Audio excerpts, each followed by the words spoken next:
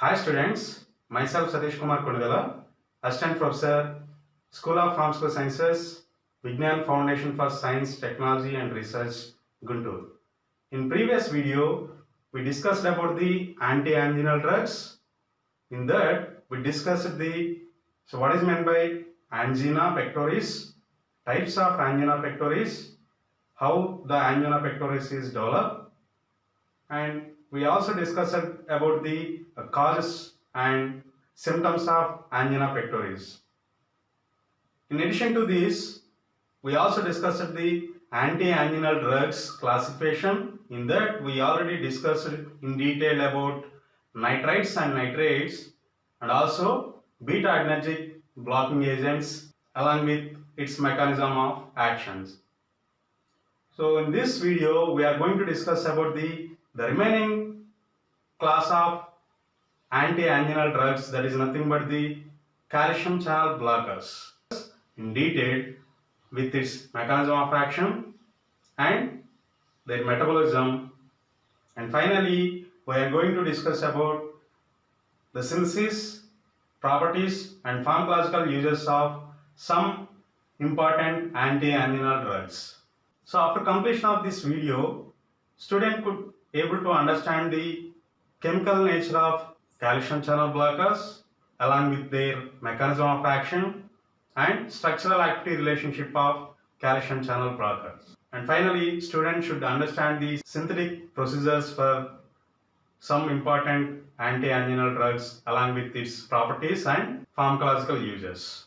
The contents which are covered in this video includes classification of the anti-anginal drugs, that is particularly calcium channel blockers along with its mechanism of action, structural activity relationship, and we are also going to discuss about the some important anti-anginal drugs like nitroglycerin, isosorbate dinitrate, verapamil along with their synthesis, properties and pharmacological uses. So let us see one by one.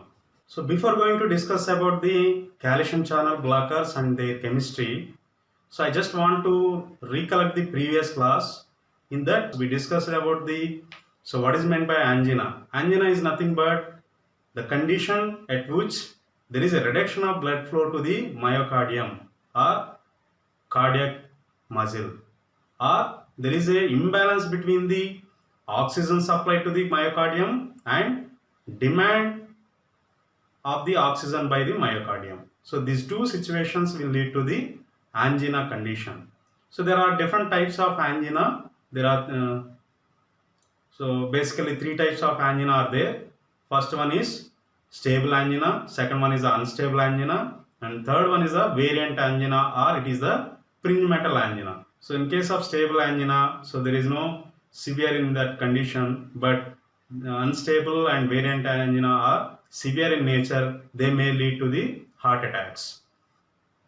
So in case of stable angina, there is a only plaque is present in the coronary arteries, but in case of unstable angina, along with the plaque, there is a blood clot and platelet aggregation is happen. So thereby the obstruction to the blood flow is happen.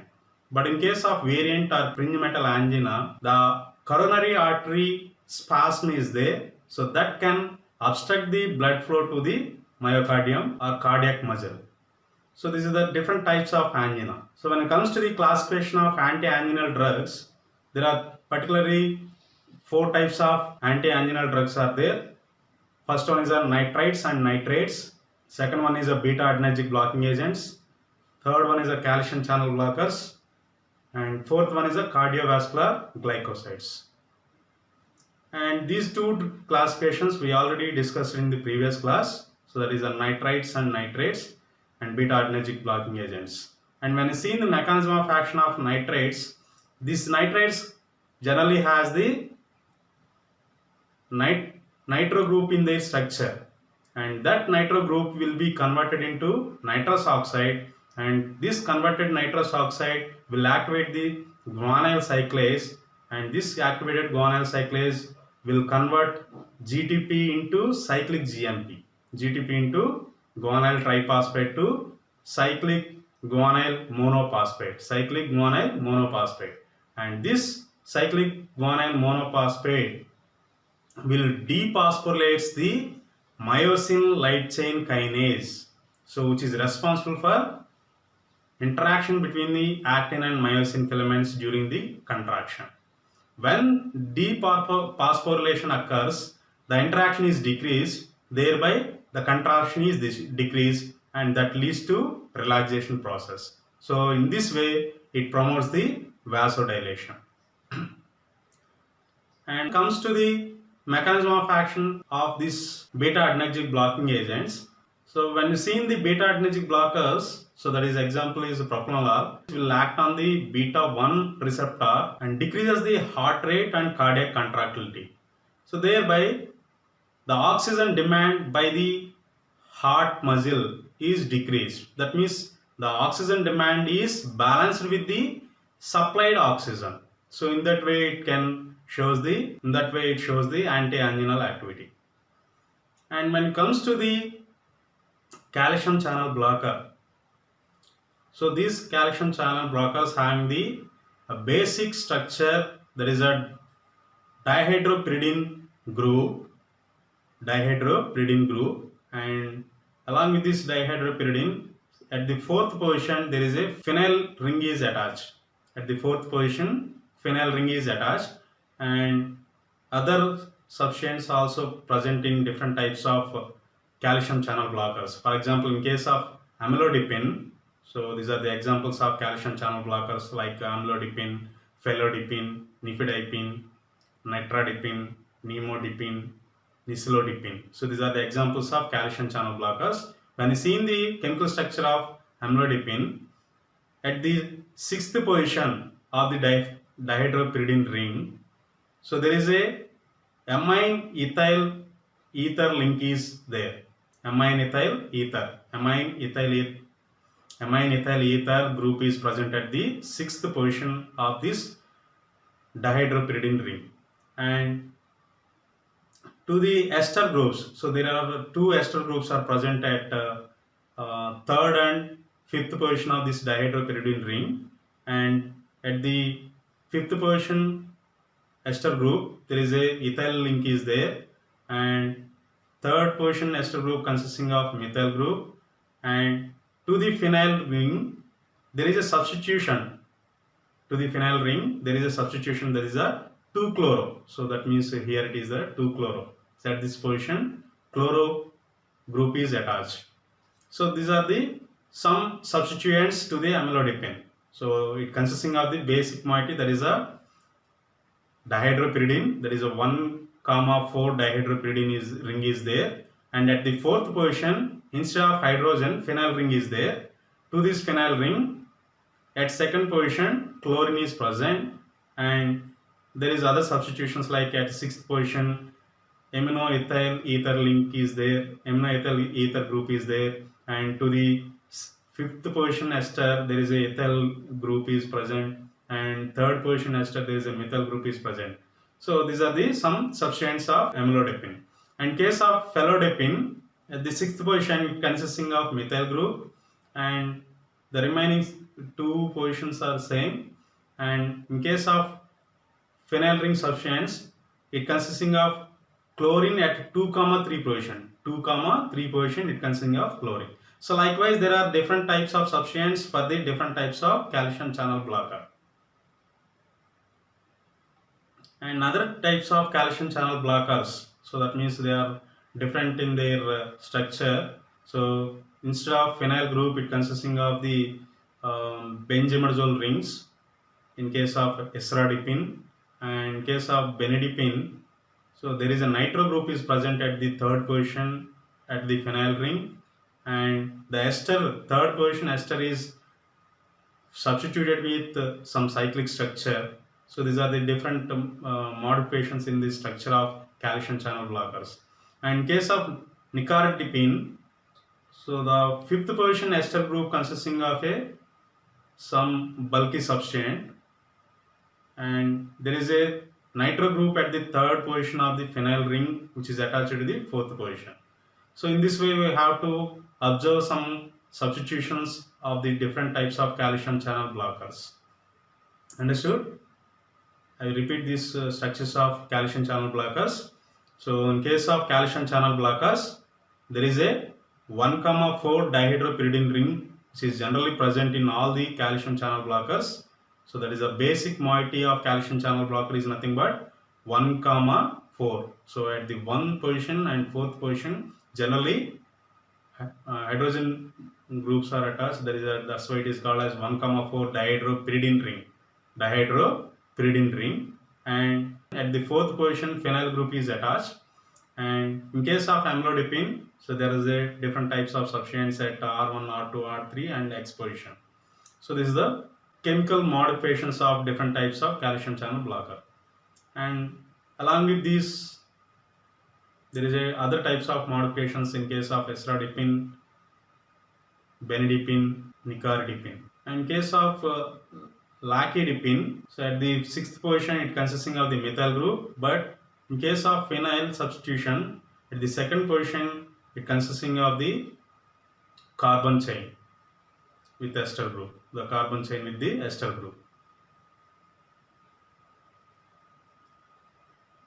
And another one is another type of calcium channel blocker is the verapamil. In this case, there is no dihydropyridine ring is observed in the chemical structure of verapamil, but there is a 2 phenyl methoxy groups are attached at the ends of this chemical structure.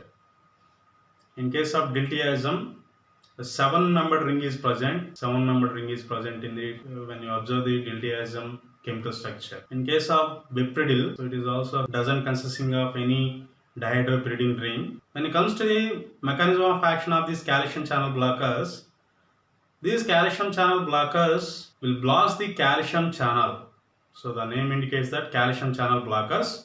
These blockers will block the calcium channel. So the calcium channel facilitate the release of calcium from extracellular to intracellular. So generally, the role of calcium channel is nothing but it facilitates the release of calcium from extracellular to intracellular, and this channel is blocked by the calcium channel blockers. Thereby, the availability of the calcium to interact or to form the complex with calmodulin is decreased. The availability of the calcium, intracellular calcium, is decreased, and that prevents the formation of calcium calmodulin complex.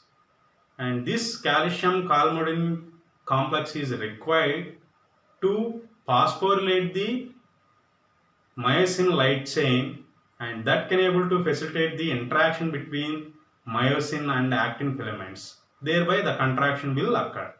When the calcium is decreased, that prevents the formation of calcium calmodulin complex. Thereby the phosphorylation of the myosin light chain is decreased. Thereby the contraction which is produced by the myosin light chain kinase activation is decreased. Thereby the relaxation will occur. So this is happened in case of calcium channel blockers. I repeating again, in case of calcium channel blockers, these blockers will act on the calcium channels. Thereby it prevents the release of calcium into the intracellular from the extracellular. The calcium channel blockers will decrease the calcium influx through the calcium channel blocker. Thereby the calcium which is present in the intracellular is not sufficient to form the complex with calmodulin. So thereby the calcium calmodulin complex is decreased, and that can able to prevent the phosphorylation of myosin light chain kinase, and that can able to decrease the contraction of the muscle mediated through actin and myosin filaments.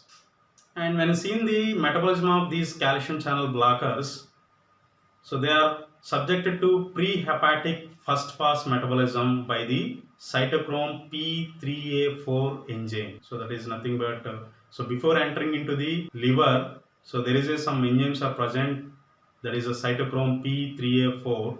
So these enzymes will metabolize the most of these calcium channel blockers. So In case of verapamil, it is available, bioavailability of this verapamil is about 20 to 35% only. And in case of diltiazem, the bioavailability is about 40 to 67%, and nicarbodipine is about 35%, nifedipine is about 45 to 70%, amlodipine is about 64 to 90%. And in case of verapamil, as I said that verapamil bioavailability is about 20 to 35%. In case of verapamil, so it is metabolized by the cytochrome P3A4. So it is subjected to two types of reaction. There is a N-demethylation and O-demethylation reactions. And by the process of N-demethylation reaction, there is a metabolite is produced from the verapamil, that is nothing but norverapamil, so which can able to produce the 20% activity of this verapamil. But in the metabolite which is produced by the O-methylation process is inactive for the calcium channel blocking activity. So the diltiazem is metabolized by the enzymes like hydrolysis. So these can able to form the primary metabolite like diacetyl derivative, so which can able to produce the 25 to 50% of activity of the diltiazem. So the metabolite which is produced from the diltiazem is nothing but diacetyl derivative of the diltiazem, which can able to retain the diltiazem activity for about 25 to 50% only. And when we observe the structural activity relationship of calcium channel blockers, the 1,4 dihydropyridine ring is essential for calcium channel blocking activity. So 1,4 dihydropyridine ring is required. It should be required to shows the calcium channel blocking activity. And the substitution at N position, so that means instead of hydrogen, is there any substitution at the nitrogen position, or is there any oxidation or reduction of this ring may lead to decreasing the activity. Repeating this, the calcium channel blocker should require the 1,4 dihydropyridine ring for showing the calcium channel blocking activity. Along with this, the substitution at the nitrogen except the hydrogen. The substitution at the nitrogen except hydrogen. So other than the hydrogen, any substitution at this nitrogen or oxidation or reduction of this ring, that is nothing but 1,4 dihydropyridine ring, may lead to decreasing the calcium channel blocking activity. The phenyl substitution at the fourth position to this 1,4 dihydropyridine ring is required to show the maximum activity. And the substitution to the phenyl ring, so the substitution to the phenyl ring, that means the phenyl ring at the fourth position of this ring is required to show the optimum activity of calcium channel blocker. And to this phenyl ring, the substitution at the para position or without any substitution on the phenyl ring may lead to decreasing the calcium channel activity. Understood? This ring requires the substitution of phenyl ring at fourth position to show the calcium channel blocking activity. But the substitution at the phenyl ring at para position or without any substitution on this phenyl ring may lead to decreasing the activity. So when you observe this substitution to the phenyl ring, so there is no substitution at the fourth position. So that's why these compounds are active for calcium channel blockers. The third and fifth position of the dihydropyridine ring having the ester groups. So these two ester groups are required to show the optimum calcium channel blocking activity. The placement of electron withdrawing groups at these ester groups will decrease the antagonistic activity and also produces the agonistic activity. So examples of electron withdrawing substitutions like CF3, NH3 or COOCH3 groups. So they like that. So these groups are electron withdrawing in nature, and when these groups are present at the ester positions, so this can increase the agonistic activity instead of antagonistic activity of this calcium channel block. And when the ester groups are non-identical, so third position and fifth position, this ring having the ester groups, when these two ester groups are non-identical, in that case, fourth position carbon will shows the chiral nature. The fourth position carbon become the chiral carbon, thereby it can shows the stereoselectivity. Thereby this moiety can able to shows the stereoselectivity, and the S enantiomer of this chiral compound is more active. When the two ester groups are non-identical, there is a enantiomers are produced by the chiral activity of this fourth carbon, and in that enantiomers, the S enantiomer is more active when compared to the R enantiomer. So this is about the structural activity relationship of calcium channel blocking agents. And next one is cardiac glycosides. Examples are digitoxin, digoxin. And these cardiac glycosides shows the positive inotropic effect. Cardiac glycosides showing the positive inotropic effect, and these cardiac glycosides are isolated from the plants like Digitalis lanata, Digitalis purpurea by the acid hydrolysis or alkali hydrolysis. These cardiac glycosides, digitoxin and digoxin, consisting of two parts in their chemical structure, that is aglycan moiety and glycone moiety. The aglycan portion of this digoxin or digitoxin is responsible for cardiac activity, and the glycone moiety, that is a sugar moiety, is responsible for solubility and distribution of these cardiac glycosides. These cardiac glycosides are generally used in treatment like atrial arrhythmias, particularly atrial fibrillation and congestive heart failures. And when you see the mechanism of action of these cardiac glycoside, I will explain with the digoxin mechanism of action. Generally, the cardiac cell has sodium potassium ATPase and sodium and calcium antipode, and there is some calcium hydrogen ATPase antipode and calcium channel. So these are the some types of channels which are present in membrane of this cardiac cell. And this sodium potassium ATPase will exchange the potassium and sodium, and this sodium calcium antipode will exchange the sodium and calcium, and here also the calcium and hydrogen are exchanged by the calcium ATPase channel. And in case of sodium potassium ATPase, when there is a intracellular sodium is very less, that is it is about 10 millimoles. Why? Because it is exchanged with the potassium, thereby low concentration of sodium is happened intracellularly, thereby it promotes the sodium from extracellular to intracellular, and during this process the calcium is exchanged from intracellular to extracellular, and when the calcium is increased extracellularly, again it is transported through calcium channel into the intracellular. So when the calcium is present in intracellularly in high concentration, it is subjected to exchange with sodium as well as the hydrogen. But when the digoxin is present, and this digoxin will block the sodium potassium ATPase pump,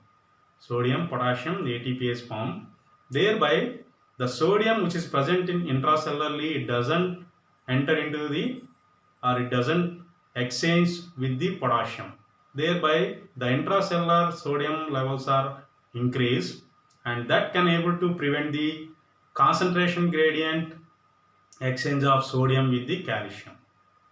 Understood? And this will increase the intracellular calcium. So this action will increase the intracellular calcium, thereby the formation of calcium and calmodulin complex is high, and that may lead to the contractility, that may lead to increasing the contractility of heart muscle. So that is happen in case of digoxin. So the digoxin will block the sodium potassium ATPase, thereby it increases the intracellular sodium level. When the sodium concentration is increased intracellularly, it blocks the concentration dependent exchange of sodium from extracellular to intracellular, thereby it blocks the exchange of calcium from intracellular to extracellular. So this process will increase the intracellular calcium. The ultimate action of digoxin is nothing but increasing the intracellular calcium. Thereby, the calcium and calmodulin complex is increased, and that leads to the contractility of heart muscle. So when the contractility of heart muscle is increased, the heart rate will increase and the pumping of blood also increases. Thereby, the blood flow to the cardiac muscle will increase. So this is happen in case of digoxin. So that is a positive inotropic effect is shown by the digoxin.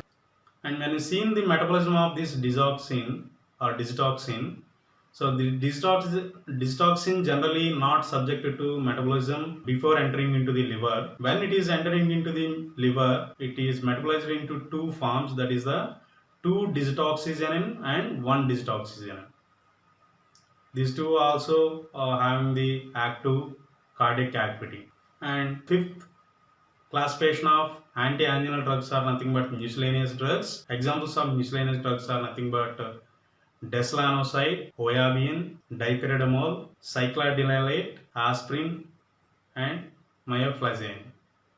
So these are the some examples of miscellaneous drugs which will act as the anti-anginal drugs. In case of deslanoside, it consisting of steroid moiety, and oyabein also having the steroid moiety with pentose structure.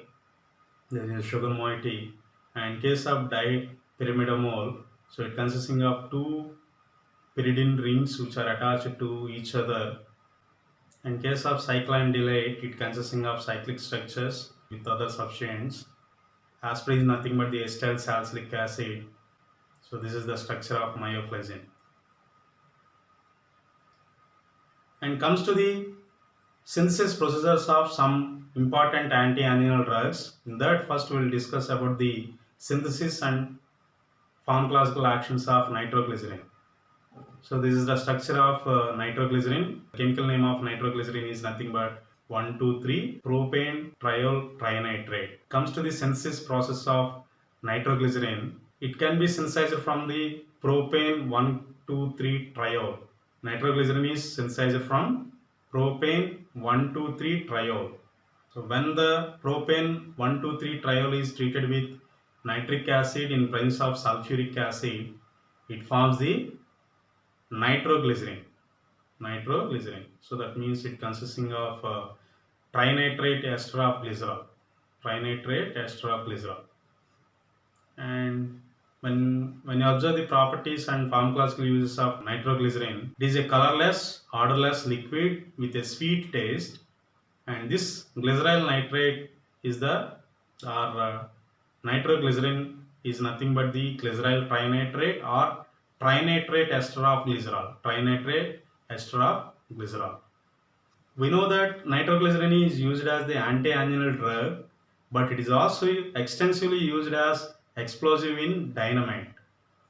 A solution of the ester, if spilled or allowed to evaporate, so it will leave the residue of nitroglycerin. To prevent the explosive nature of this nitroglycerin moiety, the ester group is decomposed by the addition of alkali. The ester group which is present in the nitroglycerin is decomposed by the addition of alkali, and then that material is subjected to dilution, so it will decrease the explosive nature of this nitroglycerin.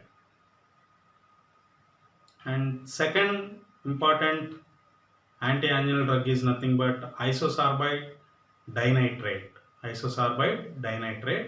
It consisting of two nitro groups. When you see in the synthesis procedure of isosorbide dinitrate, it is synthesized from the glucose moiety.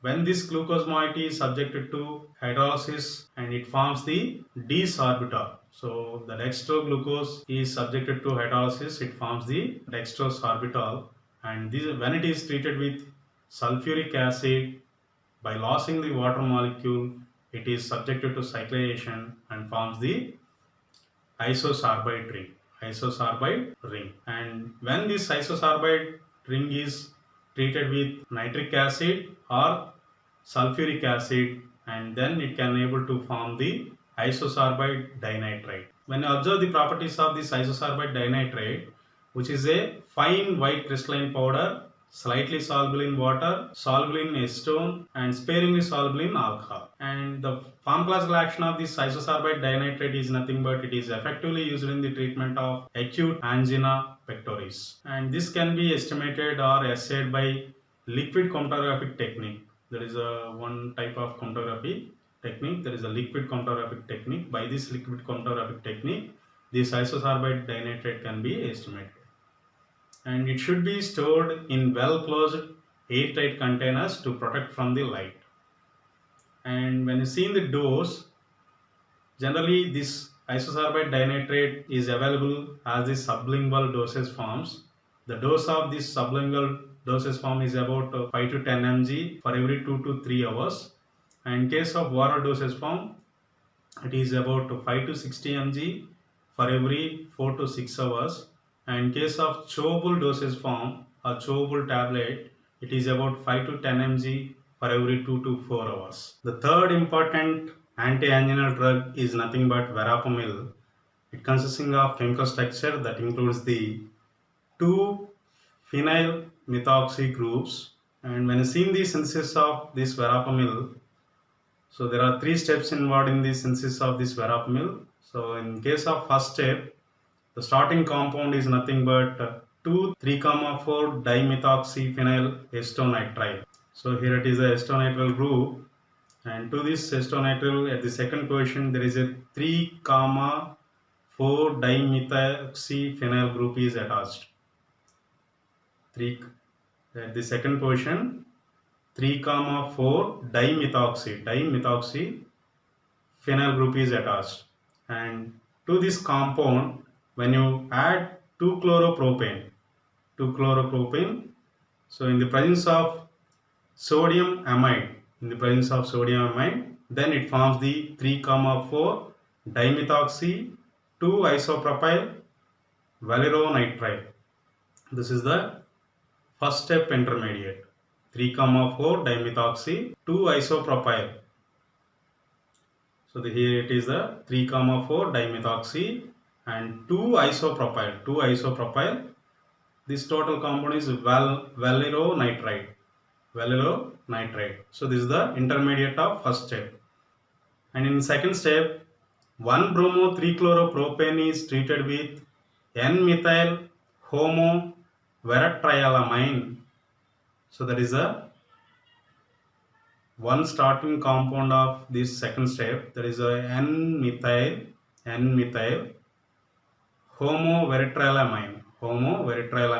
So that means it consisting of 3,4 dimethoxyphenyl ethyl N-methyl amine group. So that is a N-methyl homoveretrilamine. So when it is treated with the 1-bromo-3-chloropropane, it forms the 3,4 dimethoxyphenyl ethyl N-methyl 3-chloropropylamine group. So that is a intermediate, that is nothing but 3,4 dimethoxyphenyl ethyl N-methyl 3-chloropropylamine moiety. That is a second step intermediate. And third step, the first step intermediate and the second step intermediate are combined together, and when there is a loss of hydrochloride, then it forms the verapamil. By combining of these first step intermediate and second step intermediate will forms the verapamil. So that is a synthesis process of verapamil. I repeat the synthesis process of verapamil. In the first step, 2,3,4 dimethoxyphenyl acetonitrile is treated with 2-chloropropane in presence of sodium amide by the loss of hydrochloride. So it forms the 3,4 dimethoxy 2-isopropyl valeronitrile. So that is the first step intermediate. And the second step, 1-bromo-3-chloropropane is treated with N-methyl homoveretrilamine. So that is nothing but 3,4 dimethoxyphenyl ethyl N-methylamine. So when these two compounds are treated to form the 3,4 dimethoxyphenyl ethyl N-methyl 3-chloropropylamine. This is the second step intermediate. And in the third step, combining the first step intermediate and second step intermediate to form the verapamil.